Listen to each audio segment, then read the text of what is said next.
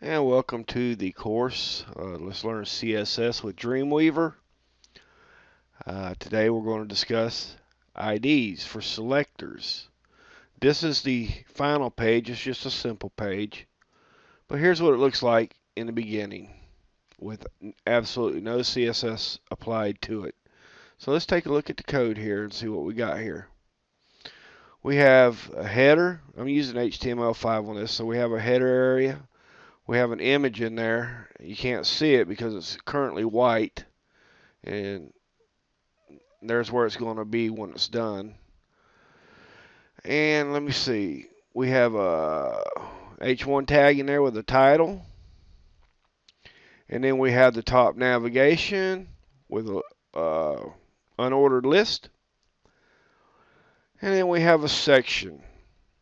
Think of a section like newspaper. You have the sports section, the local section, world section, whatever. And within those sections, we have articles. So I have a main article and I have a sub-article with some Lorem Ipsum in there for content filler. And here's the article end tags. And because there's a couple of them there to keep you from getting confused, I put the end, a little HTML comment, let me know which one goes to which. We have a side. I'm using a side instead of a sidebar ID. It is HTML5. But that is the sidebar. And all that ends in our section here. And then we have a footer here.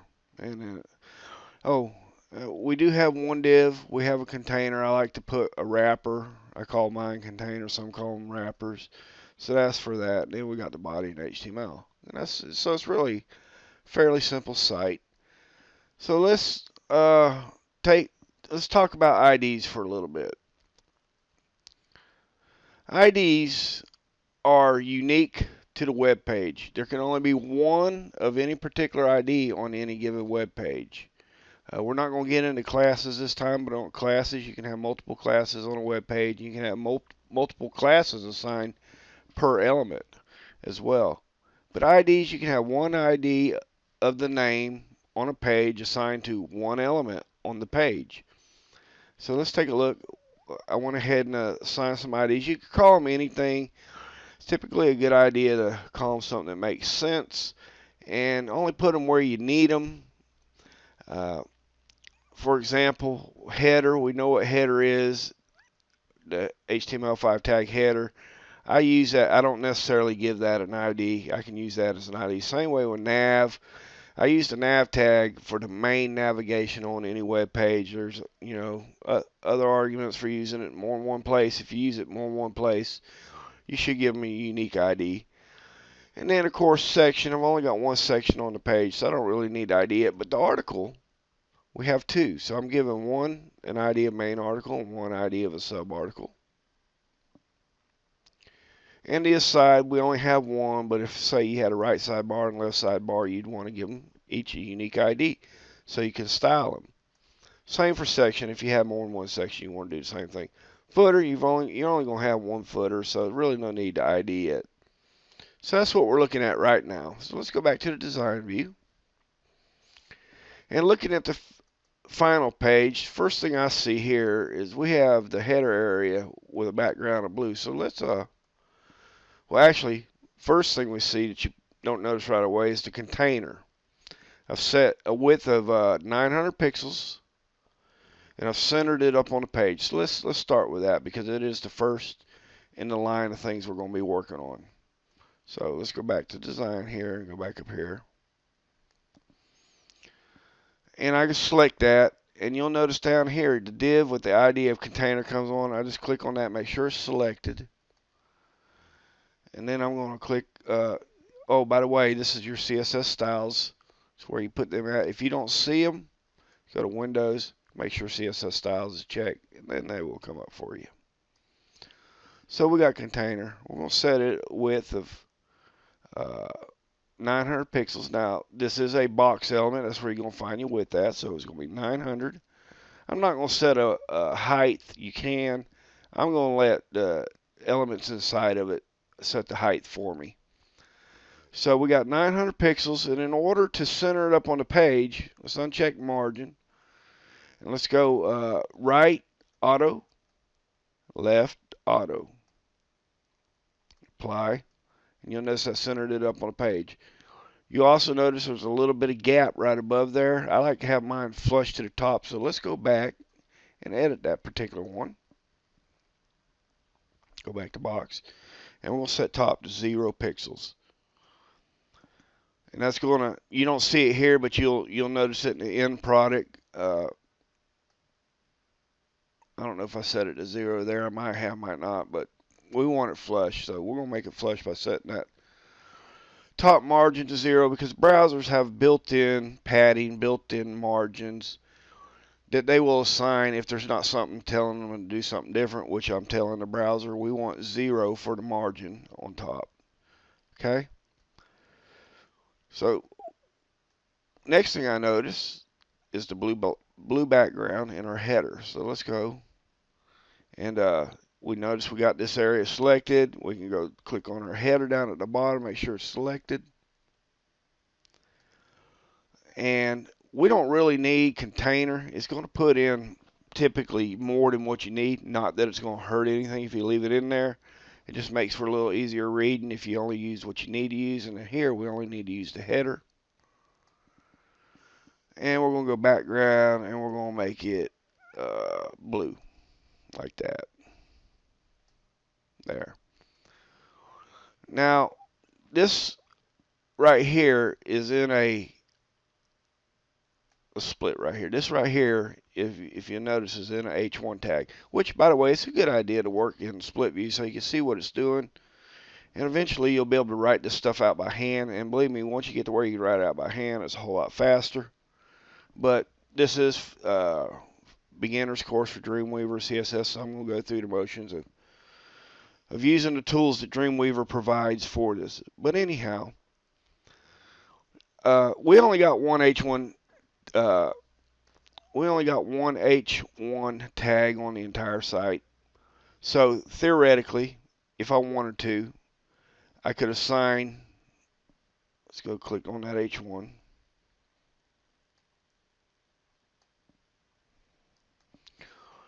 I want to center that text up, so I could, because it is the only H1 tag, I could clear that out and go to block, text align, center, and let's make it white. So we're going to go to type, color, white. So it did go ahead and do that. If you have more than one H1 tag, though, you would really want to have selected it by the top level element, which is header here. And the reason why, because it would center up every H1 tag you have. So a lot of times you'll see, when you look at other people's CSS, you'll see H1 up all by itself like this with possibly a font size. You can specify a font size for all H1s on the site. That's one good use of just identifying the H1 tag and doing something with it. But anything else you might want to do with it, you most likely will want to use some top level identifier selector to get to it, so you don't go doing the same thing to every H1 on the page. So what's the next thing we see on this page? Okay, so what we have next is our top navigation. So let's go with our top navigation and get that looking the same. What are we going to do here? We're going to put our cursor right into it. The first thing I noticed about the top navigation is we got rid of the bullets. So everything in that unordered list, all the LI tags, we want to get rid of the bullets. So we know we only need the unordered list. Now notice we have two unordered lists. We have one here. We don't want to get rid of the bullets here, so we're going to make sure we select only the unordered list located within the nav tag. So let's go here, and you'll see it pulls up container nav UL. We don't need container, we just need a nav UL. And we're going to go OK here, and we're going to go list, list style type, none, apply. That should have got rid of the bullets, and it did. Now, next thing we want to do is we want these to display as if they were divs, but they're not. They're list items. So we're going to, again, we're going to click in there, and we want all the list items to display in a block. So we're going to click here, and we're going to go nav ULLI. You could literally you could go nav LI as well, but I'm going to go nav ULLI and block, and we're going to display as block. And we need to go to the box. We need to float these to the left so to stretch out across the top. And let's apply. Let's see what that looks like. Okay, we're getting there. That's kind of like there. But if you'll notice, they're kind of squished together. So let's go back. Let's click on this and let's edit. Let's give some padding on the right hand side. So that's again in the box area. So untick. Let's give 15 pixels of padding on the right. Now let's see what that looks like. It looks a lot better, don't it? We have our unordered list styled like a top navigation now. So let's go look, see what we got on this one here. Next thing I notice, we have the content on the left, the sidebar on the right. So let's go ahead and do that. Let's click in here and let's select section. And let's go ahead and give it a width of the whole thing's 900 pixels. So this is, you need to keep your math straight on this stuff. So we want section to be 600 pixels. We're going to make sidebar 300 pixels. Total will be 900 pixels. So width 900. We'll apply. Or excuse me, width is 600. My bad. 600. And we're going to float this to the left as well. And we're going to go find the aside. So let's go ahead and split here.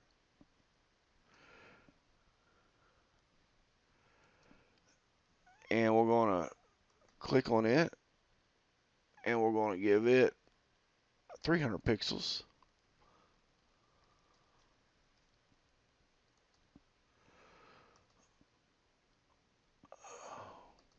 $300. And let's float it to the right.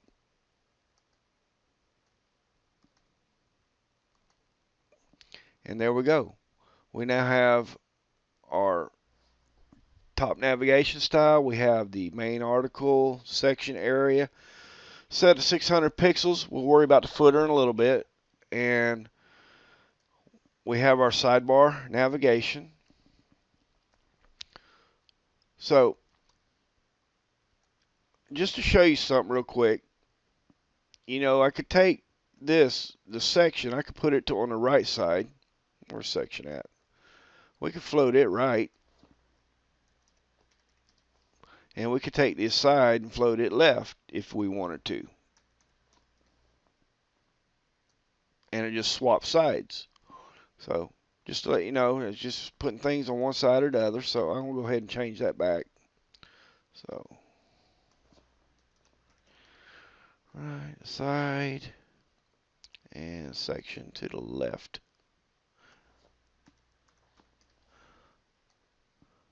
All right. Oh, I'm working on the wrong page, ain't I? Whoops.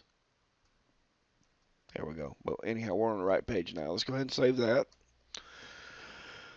Okay, now, what's the next thing I notice? I noticed there's, oh, we forgot that. There's a little border here going around, and that I happen to know is the container ID. And you'll notice here we got border 1 pixel solid. So let's go do that. Let's take care of that real quick. We can click right there on div container. Well, actually, we already have it here, so let's just open it up. And we're going to put a border, and we're going to say same for all. And we're going to make it solid. And I'm going to make it 1 pixel. And the color is going to be the same for it all as well. We'll make it gray. There we go. Let's see what it looks like here. All right. Oh, let's go back into the header. because I forgot about that. If we look here on this one, we'll notice that this text is over here, this image is over there. So the first thing I want to do, we already centered that up, so let's take this image. We'll go header image. Now I happen to know it's the only image on the page, but you know, you don't want, oftentimes you're going to have more than one image on a page. So we're going to go with the top level header here. And let's go ahead and create one header image, and we're going to float it to the right.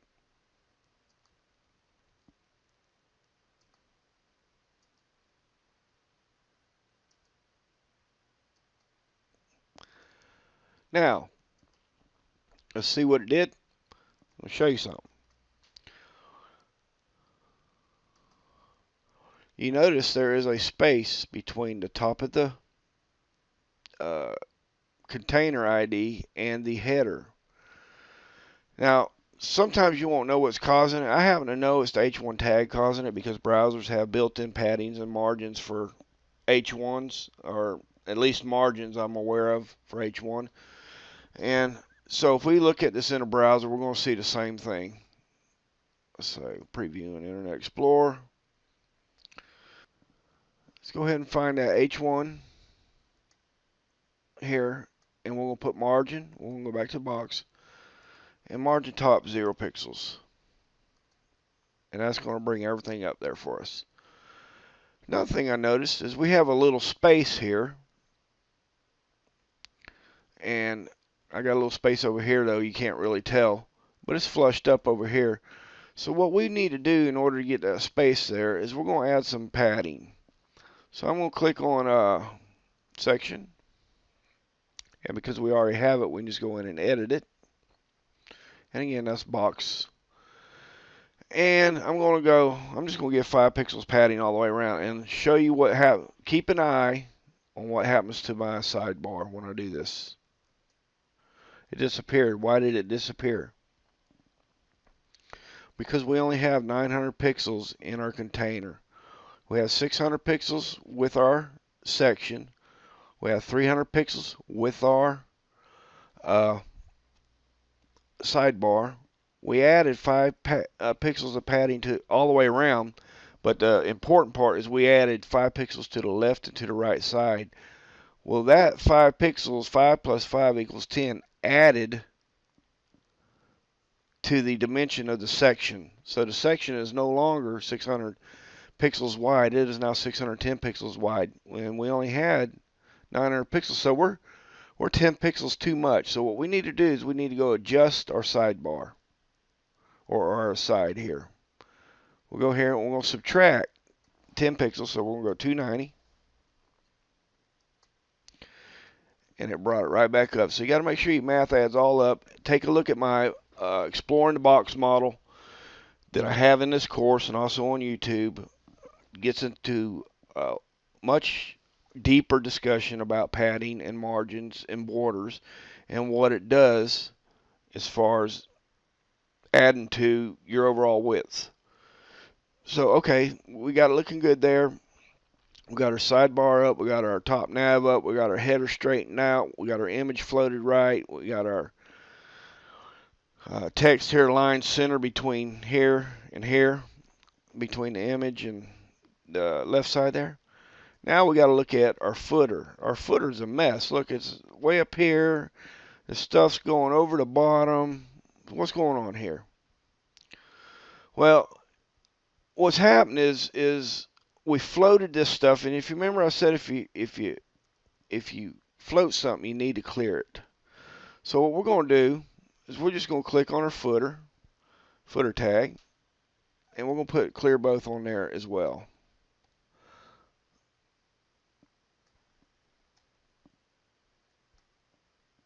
And let's block that, and we're going to clear both.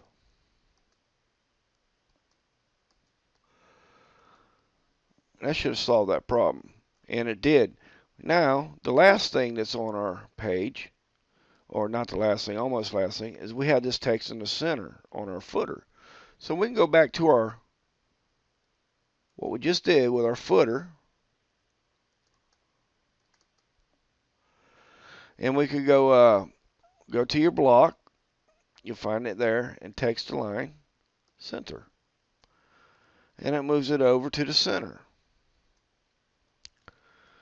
Now, I have article, main article, and subarticle are both in H2 tags. I did that on purpose. Go ahead and save where I'm at. If you'll notice, main article is H2, subarticle is H2. What if I wanted subarticle to be red?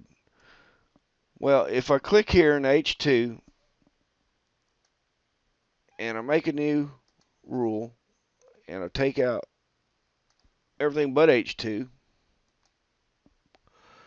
and I go type color red, you will notice that both of them went red. But because we put a unique ID onto each article section, I can go in there and let's just go ahead and delete this one. Click in here,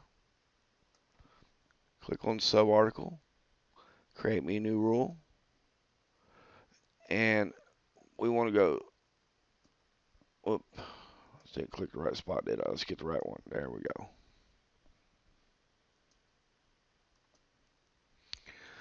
We want subarticle H2. That's the one we want to be red. So we're going to take that and, whoops, excuse me, we're going to type color red. And there you'll notice only that one turned red. That's because we narrowed it down to which H2 we wanted to mess with. So that is, in a nutshell, IDs and how they work. They got, just to recap, they have to be unique. There can only be one ID of a name per page.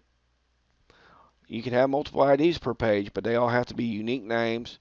And you can only assign one ID per element, like one ID for main article, one ID for subarticle, one ID for my side or sidebar. You can only assign one ID. You can put multiple classes, and you can assign the same class multiple places on a page. But with ID, they got to be unique.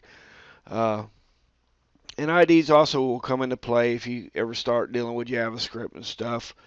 JavaScript can look for IDs and do stuff. JavaScript can look for classes and do stuff. jQuery looks for classes and does stuff. So it also comes into play. As far as naming your IDs can be named anything. There is no rule of thumb. I would say whatever you name it should make sense. You know, I named main article and subarticle because I really don't have any other titles for my article. But if I had, you know, a specific theme for the articles, I would probably give it the title of the article for an ID. There's some people says everything should be semantically correct. I'm of the school of thought that it just should make sense. You know, if you can make it make sense, you've done good. And so you can view my entire course as it is right now at skeeterz71.com. Just click on the Dreamweaver link or tutorials link, any of those, and in the sidebar there you'll see the Dreamweaver CSS course. And yeah, there's many other courses there. They're all free. Photoshop, Illustrator, Dreamweaver, WordPress, some programming languages, C++, JavaScript, jQuery, HTML, etc. They're all free. So have a good day.